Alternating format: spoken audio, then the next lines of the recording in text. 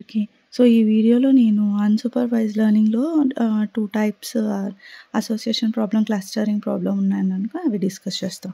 So, association problem అంటే ఏంటంటే కొన్ని ఆహ్, లార్జ్ పోర్షన్ ఆఫ్ డేటా ఉంటది. దాంట్లో కొన్ని రూల్స్ అప్లై చేసి దానికి అసోసియేట్ అయిన డీటెయిల్స్ అనేది పిక్ చేసి సో, హిడెన్ ప్యాటర్న్స్ ఇవన్నీ డిస్కవర్ చేస్తారు. సో, ఎగ్జాంపుల్ చెప్తాను. ఇప్పుడు సన్ గ్లాసెస్, శాండిల్స్ ప్రొడక్ట్స్ కొనిన వాళ్ళు సన్ స్క్రీన్ గూడా కొనొచ్చు.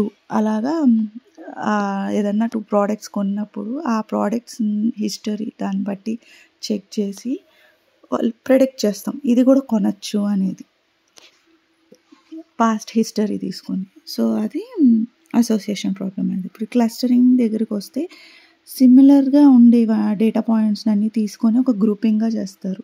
సో, అంటే సెగ్మెంట్స్ వైస్ డివైడ్ చేస్తారు. ఇది ఎక్కడ యూజ్ చేస్తామంటే ఫ్రాడ్ డిటెక్షన్‌లో. ఇప్పుడు బ్యాంక్స్‌లో ఎక్కువ అమౌంట్ ఇప్పుడు లిమిటెడ్ ఉంటది. ఇంత ట్రాన్సాక్షన్స్ చేసిన వాళ్ళందరూ ఒక గ్రూపు. సో, ఎక్కువ ట్రాన్సాక్షన్స్ చేసుంటారు కదా! అది ఒక గ్రూప్. అలా డివైడ్ చేసినప్పుడు వాళ్ళకి ఏదన్నా ఒక ఐపీ అడ్రెస్‌లో చాలా ఎక్కువ ట్రాన్సాక్షన్స్ జరిగినాయి.